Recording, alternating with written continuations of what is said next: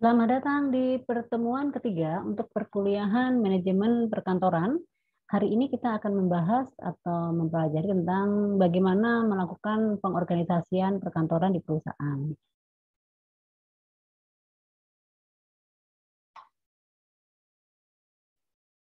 Sasaran pembelajaran kita hari ini, kita akan mempelajari tentang prinsip dari organisasi. Kita akan melakukan atau mengenal bagaimana merancang dan mendesain struktur organisasi, terus menjelaskan tentang bentuk-bentuk struktur organisasi, dan yang berikutnya adalah memahami posisi sekretaris dan berkaitan dan kesekretariasan di kantor administrasi modern, atau artinya di perusahaan-perusahaan modern. Nah, kita akan mencoba membahas satu persatu prinsip organisasi di perusahaan itu. Ya, tentunya pertama harus memperhatikan spesialisasi pekerjaan. Jadi pengorganisasian itu dilihat dari spesialis pekerjaan yang ada di perusahaan tersebut. Berapa perusahaan atau berapa spesialis pekerjaan yang ada di grup itu. Dan juga bisa menggunakan atau mengacu pada prinsip departementalisasi, yaitu biasanya kan di perusahaan-perusahaan ada yang disebut namanya departemen keuangan, departemen sumber daya, departemen produksi. Nah, itu bisa mengarah ke sana. Kalau pekerjaan ya spesifik lebih ke kompetensi ya. Terus dilihat juga dalam membentuk atau menyusun sebuah struktur organisasi itu harus melihat rantai komando. Rantai komando itu artinya hubungan hierarki antara pimpinan dan juga staf dan juga karyawannya. Terus harus memperhatikan tentang pengawasannya. Artinya pekerjaan itu atau dalam pengorganisasian itu harus ada pemantauan pengawasan yang terarah atau yang memang sudah sesuai dengan kesepakatannya. Terus kita juga melihat sentralisasi dengan desentralisasi sistem kepemimpinan yang ada di perusahaan. Dan juga yang terakhir adalah melakukan atau prinsip menyusun organisasi itu adalah formalisasi, artinya tertulis secara legal dan formal. Nah, ini contoh struktur organisasi. Ya, ini contoh struktur organisasi yang disebut dengan struktur garis. Kita lihat di sini, ya.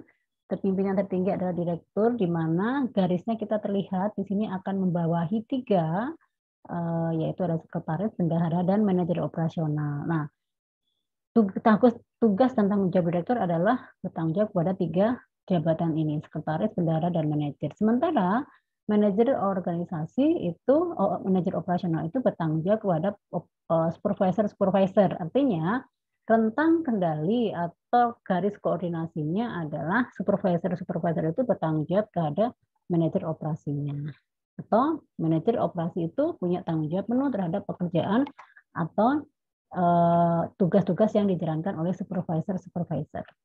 Nah, struktur garis dan staf. Di sini juga kita terlihat di sini ya, contohnya ini ada direktur utama. Direktur utama itu membawahi atau bertanggung jawab terhadap direktur operasional, direktur keuangan, direktur pemasaran, direktur SDM. Tetapi dalam melaksanakan tugasnya, direktur ini dibantu oleh asisten direktur utama. Maksudnya apabila direktur utama tidak bisa bertugas akan digantikan oleh asisten direktur utama.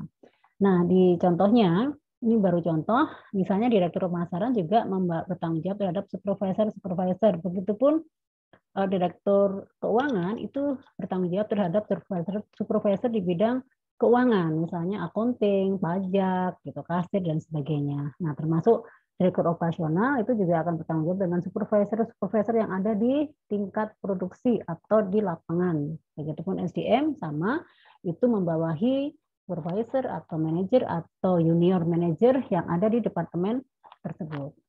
Ini adalah contoh juga struktur fungsional.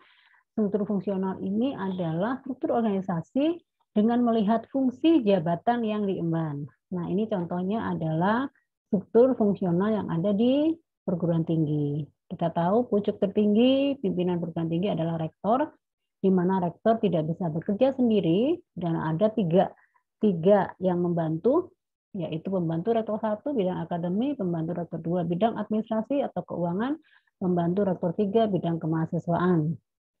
Nah, ini yang berhubungan dengan kegiatan kemahasiswaan.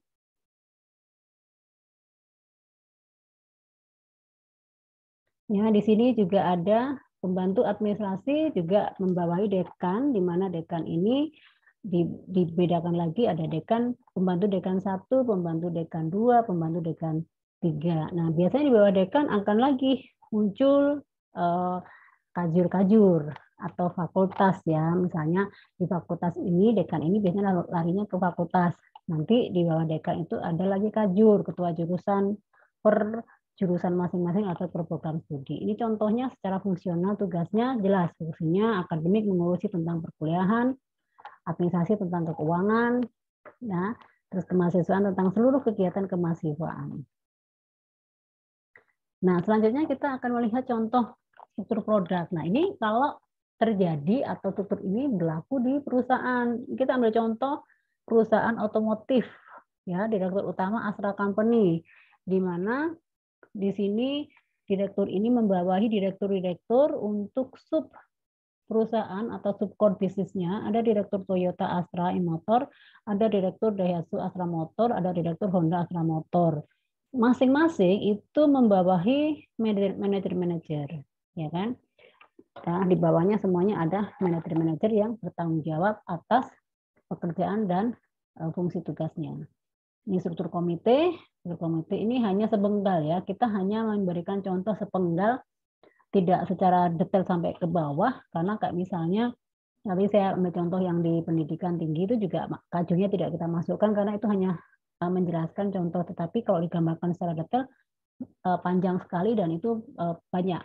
Begitupun struktur komite yang ada di sini. Di sini pimpinan tertingginya adalah presiden, di mana presiden itu membawai menteri-menteri. Ya, kalau sekarang ada berapa puluh menteri ya, seperti yang ada di Indonesia sesuai dengan menteri.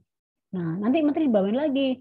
Di bawahnya menteri ada lagi departemen-departemen. Ada lagi nanti departemen itu sampai larinya ke RT itu bisa. Tapi ini kan hanya ke secara umum tugas presiden itu adalah membawai menteri dan menteri pun harus bertanggung jawab kepada presiden. Nah, itu contohnya ya.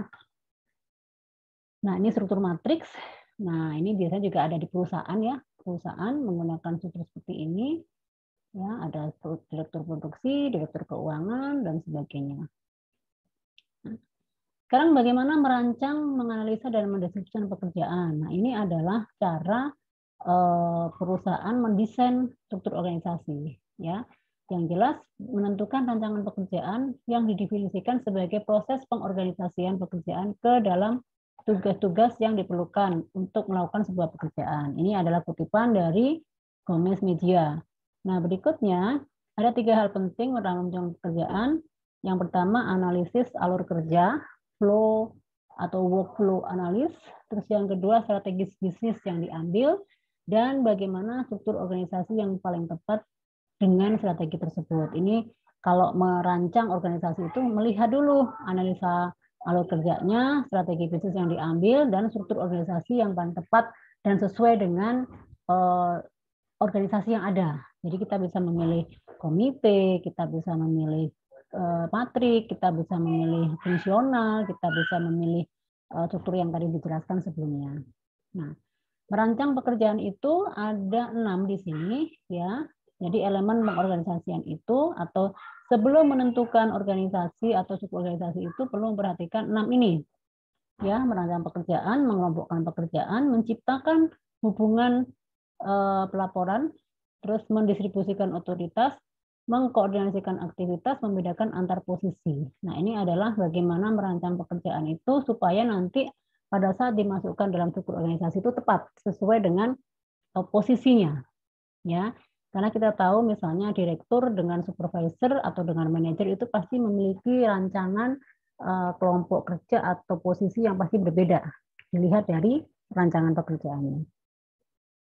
Nah, analisa pekerjaan itu apa sih? Nah, analisa pekerjaan itu adalah menganalisis pekerjaan yang mana merupakan proses pengumpulan informasi yang akan digunakan dalam membuat keputusan tentang pekerjaan.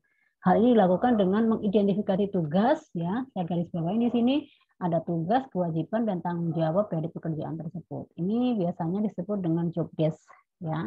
Sekali lagi, penempatan orang dalam struktur organisasi itu dilihat dari jabatan dan juga job desk-nya. Nah, itu harus dirancang betul-betul. Kalau mendeskripsikan pekerjaan itu adalah menuangkan. Mendeskripsikan itu artinya menuliskan atau menuangkan hal yang telah tadi sudah ditahu tugasnya, kewajibannya, tanggung jawabnya apa, dideskripsikan, dituliskan secara formal ya. Itu didefinisikan oleh analis pekerjaan. Ini. Nah, ada jenis deskripsi pekerjaan, satu deskripsi pekerjaan secara khusus dan deskripsi pekerjaan secara umum. Jadi khusus itu lebih spesifik ya, kalau umum itu lebih sifatnya general ya. Jadi pekerjaan-pekerjaan yang sifatnya bisa dilakukan oleh banyak orang, tapi kalau pekerjaan yang khusus itu hanya kepada kelompok-kelompok orang yang memiliki kompetensi khusus dan tidak bisa dilakukan oleh sembarang orang. Ada 4 elemen penting dalam menyusun deskripsi pekerjaan: melakukan identifikasi informasi, melakukan ringkasan pekerjaan, melakukan kewajiban dan tanggung jawab pekerjaan, spesifikasi pekerjaan dan kualifikasi minimum.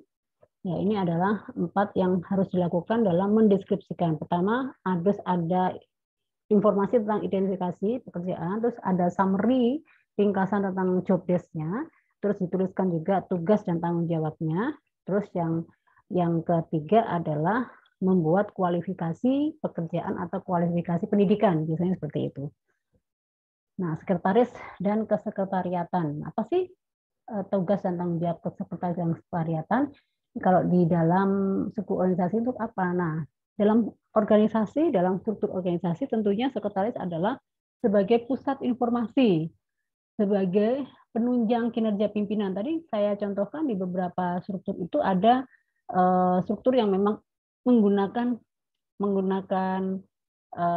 sekretaris ya, karena memang sekretaris itu sangat dibutuhkan dalam beberapa organisasi di mana dia akan menunjang kinerja pimpinan, terus memberikan pengaruh positif bagi anggota organisasi lain dengan mendistribusikan informasi, karena tugasnya sekretaris itu selain mendukung juga mendistribusikan informasi secara cepat, karena kan pimpinan itu tidak mungkin langsung turun ke bawah dibantu oleh seorang sekretaris. Nah, ini aspek jenis jabatan sekretaris ada 3, berdasarkan luas lingkup tanggung jawab, berdasarkan kemampuan dan pengalaman kerja, berdasarkan spesialisasi pekerjaan. Ada 5 tugas sekretaris: tugas perkantoran, tugas resepsionis, tugas keuangan, tugas sosial, dan tugas isi detail. Kalau tugas perkantoran artinya dia memiliki tugas pokok ya, mengurusi administrasi perkantoran.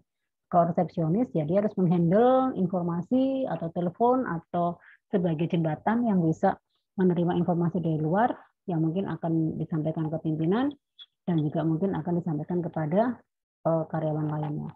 Kalau tugas keuangan ya karena dia harus menghandle cara kegiatan pimpinan, yaitu dengan membuat atau mengelola petty cash, sehingga dia harus memiliki tugas atau keterampilan atau kompetensi untuk skill mengelola keuangan. Ada tugas sosial, itu sifatnya lebih ke humas, ke eksternal, ya, menghubungkan satu organisasi dengan organisasi lainnya.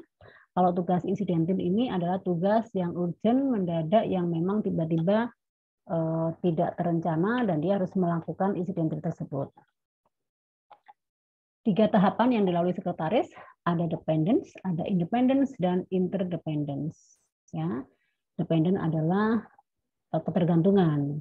Kalau independen itu lebih bebas, lebih adaptasi, lebih fleksibel. Jadi kalau dependen itu tugas pokok ya, menyangkut ke tugas pokok yaitu kepada atasannya. Kalau independen itu lebih fleksibel terhadap pekerjaannya. Mereka sekretaris itu bisa membuat agenda yang menurut bagaimana pekerjaan itu bisa dijalankan dengan efektif gitu ya. Kalau interdependence ya tentunya ini adalah konsep kerja yang sudah terstruktur. Bagaimana seorang sekretaris memiliki konsep kerja yang terstruktur, terpola dengan baik. Nah, kita masuk kepada latihan. Silakan Anda mengerjakan latihan halaman 81 dan 82 sesuai dengan buku yang ada. Kita akan diskusikan di pertemuan berikutnya. Terima kasih atas perhatiannya dan saya ucapkan kita akan ketemu lagi di pertemuan selanjutnya.